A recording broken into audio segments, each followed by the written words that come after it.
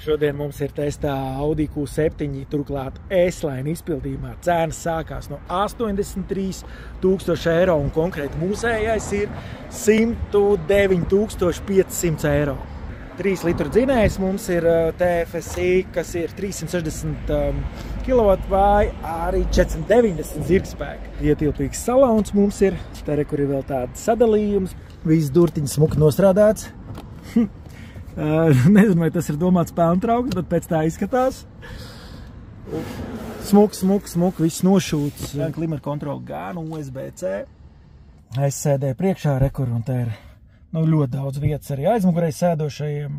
Gan jau te var redzēt, bet arī vietas galvā pietiekoši daudz. Jaunā gaismas gan nav ar skārīnu jutīgu, bet ar podziņu. Mums izskatās priekšējais salons. Darbinam iekšā. Tagad sludinājuma ievietošana ZIP ir bez maksas. Pamēģini! Portālā ZIP LV. Gudri sludinājumi.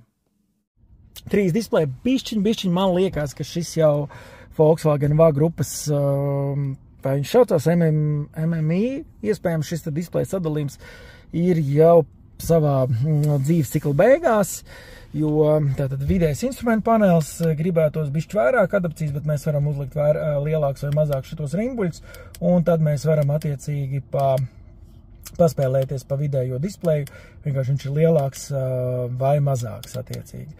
Šeit savukārt pamatā mums ir klimata kontrola šajā displejā, un arī navigācijā var šo uzrakstīt, bet te jau pati vadība ar auto iestatījumu mēs, Dynamic, viss ļoti labi.